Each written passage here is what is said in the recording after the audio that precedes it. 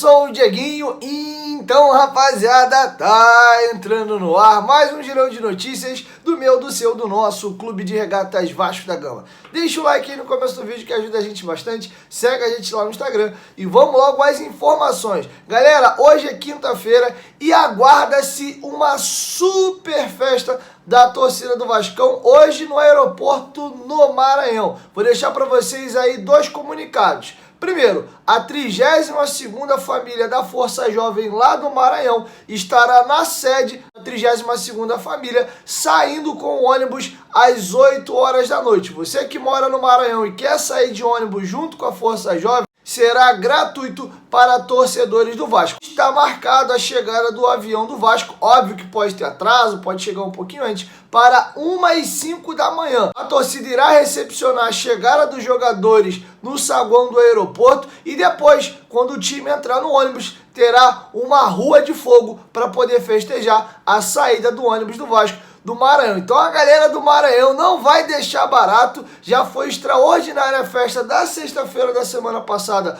lá em Aracaju, no Sergipe, e a galera do Maranhão tá prometendo uma festa ainda maior. Eu vou trazer para vocês os desdobramentos do vídeo que vai ao ar amanhã de manhã, bem cedinho. Tô aqui super ansioso para ver como é que vai ser a festa da galera do Maranhão. Então você que quiser ir, dá uma olhadinha lá no Instagram da Força Jovem para você colher um pouco mais de detalhes, beleza? A delegação chega a 1h05 da manhã, beleza? Vamos virar a chavinha agora, vamos falar de Alexandre Pássaro. Ele deu uma entrevista ao podcast da ESPN, o Rolou Melão, é isso mesmo, um nome um pouco aleatório aí, falando da Série B do Vasco dessa temporada. Ele vai comentar a montagem do elenco, por que chegou os reforços, em quais momentos os reforços chegaram e por quê. Vai comentar bastidores da chegada do Nenê, o que ele interfere aí no ambiente e também qual é a pontuação que ele acredita que o Vasco precisa para retornar à Série A. Então vou deixar com vocês aí um compilado, temas importantes que o Alexandre Pássaro tratou lá no podcast Rolou o Melão da ESPN. Em março, quando aprovamos o plano do futebol com o presidente Jorge Salgado, apresentei momentos que seriam chave na montagem do elenco. Primeira montagem no Carioca, algumas peças novas no Brasileiro, no meio da janela reposição para perdas e ajustes no final em agosto. Foi o que fizemos. Trouxemos o Valber pelo doping do Miranda, trouxemos o Sanches, pois perdemos Morato por Covid e identificamos a necessidade. E o Nenê acabou sendo uma peça. A gente tinha o Marquinhos Gabriel e o Sarrafiori. Então, o Nenê não foi só uma peça, mas a figura. Ele serviria em qualquer desses momentos, mas acabou sendo viável nesse período agora. A gente viu no Nenê uma figura para ajudar a mudar o ambiente. Ele muda vestiário, ele fala com o árbitro, ele chama a marcação, ele treina como se fosse um menino, ele tem alegria para jogar, que é contagiante. Quem está do lado dele, eu acho, não se dá o direito de ter um dia ruim. Quando apareceu o Nenê, a gente não teve dúvida. Atrasou um pouco, pois o Lisca ainda não tinha a convicção de que era necessário. E que aqui a gente respeita e trabalha em conjunto. Com o Diniz, a coisa se acelerou e gera resultado. Internamente, todo mundo fala em excesso. A gente não tem desculpa para não subir o Vasco. É difícil ganhar 7 em 10 jogos? Sim, é. Mas por que não? É o Vasco. Eu acho que a gente não pode duvidar da nossa capacidade de mobilização, do nosso trabalho e também da torcida. A gente sabe também que essa Série B está sendo uma das mais equilibradas dos últimos anos. Tem muita gente perdendo ponto e o sobe e desce da tabela está muito intenso. Tirando o Curitiba, que está bem praticamente desde o começo, o que isso vai refletir no final da competição, a gente ainda não sabe. Para não correr riscos, a gente quer chegar no final com 64 pontos. E aí, galera, o que vocês acharam da fala do Alexandre Pássaro? Deixa aqui embaixo nos comentários. Cara, o Nenê foi um cara que realmente mudou demais o ambiente do Vasco e tá fazendo jus aí ao apelido, Nenê. O cara tem 40 anos de idade, mas tem uma fome e uma sede por futebol muito grande. A melhora do Vasco se dá muito à qualidade técnica do Nenê e, claro, também bato muito aqui na tecla do trabalho que o Fernando Diniz até aqui vem realizando com maestria no Vasco da Gama. Tem alguns assuntos importantes para tratar com vocês ainda aqui, como, por exemplo, a situação do Vanderlei. O Vanderlei vem falhando em alguns jogos importantes nas últimas rodadas, aí já tem muita gente questionando a titularidade do Vanderlei, mas antes, presta bastante atenção. Você que acompanha o canal Futebolaço, você gosta de notícia e informação, não é bem verdade? Eu te apresento o melhor aplicativo de futebol do mundo, o OneFootball. Cara, a OneFootball é espetacular. Se liga em todo o serviço que ela presta de graça na palma da sua mão. Baixando o OneFootball, além de ter notícias do futebol brasileiro e do futebol europeu, você pode assistir de graça todos os jogos do campeonato alemão. Olha que maravilha. E o mais bacana, você pode personalizar o aplicativo com o seu clube do coração. E aí, toda vez que tiver notícia do Vascão, a OneFootball manda uma notificação na tela do seu celular. E o mais bacana, ele te dá também dados estatísticos, tabelas e muitas outras funcionalidades bacanas. Tá rolando o jogo do Vasco, por algum motivo você tá na rua, não tá dando para acompanhar, ele vai te informando em tempo real se saiu gol, cartão, suspensão. O aplicativo é extraordinário. E o melhor de tudo, é gratuito. É só clicar aqui no link da descrição do vídeo e também no primeiro comentário fixado e baixar o OneFootball. Quem baixa o OneFootball não consegue mais viver sem.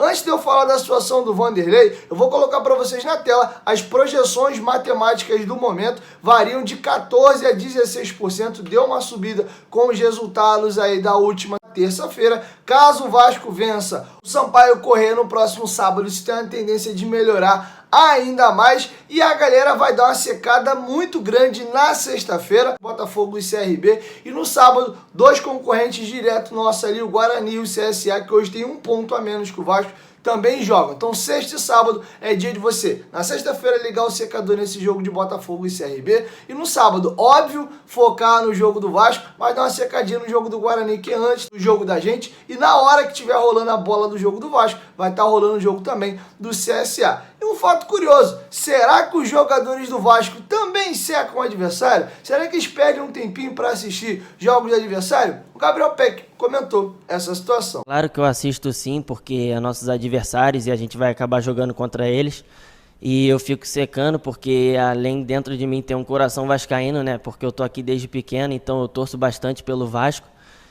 Mas antes de mais nada, a gente tem que focar no nosso, né? A gente tem que fazer nossas vitórias, fazer nossos jogos, que aí vai ser mais importante, e também pensar nos adversários. Mas eu acho que o mais importante pra gente no momento é a gente pensar na gente, se fechar aqui e ganhar nossos jogos. Bom, vamos falar do Vanderlei. Vanderlei chegou aí com uma badalação muito grande, goleiro que veio de campanha extraordinária pelo Santos, foi eleito o melhor goleiro do Campeonato Brasileiro algumas vezes, foi muito cogitado aí para a seleção brasileira, mas no Vasco tem oscilado bastante. Já veio de uma passagem ruim pelo Grêmio e no Vasco faz jogos extraordinários, que lembra aquele Vanderlei do Santos, mas também tem jogos que deixam muito a desejar, como por exemplo o último jogo, que ele falhou gravemente ali no gol do Confiança. Fernando Diniz foi perguntado o que ele acha do Vanderlei e se ele confia nos outros goleiros do Vasco e se nesse momento o Vanderlei tem ou não tem a sua titularidade ameaçada. Para alguns torcedores, sim.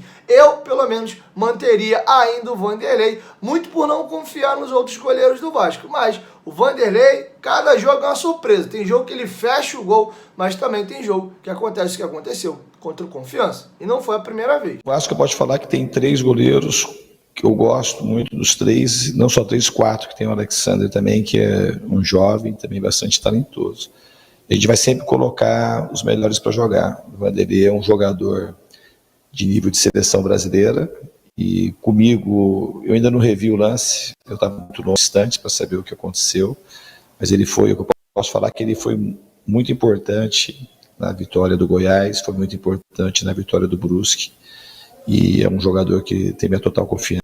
O Cão, se precisar jogar, tem minha total confiança, e o House, o Alexander também. Bom, galera, e para finalizar, a gente vive um futebol hoje que ele é até mais físico e tático do que propriamente técnico. A gente discute muito hoje parte tática, o próprio torcedor hoje presta um pouco mais atenção, presta atenção em formação e etc. Pé invertido, pé de lado, enfim, tudo isso o torcedor hoje presta um pouco mais de atenção, porque o futebol caminhou muito para esse lado. Uma pergunta até um pouco diferente, mas o Fernando Diniz foi perguntado na última coletiva se tem alguns jogadores do Vasco que se interessam pela parte tática, são mais atentos a isso, inclusive se algum deles manifesta um desejo de ser treinador no futuro. E o Fernando Diniz respondeu o seguinte: no Vasco é difícil citar um jogador, mas tem muitos jogadores aqui que têm interesse na parte tática, inclusive alguns jovens, no caso do Caio Lopes é um deles.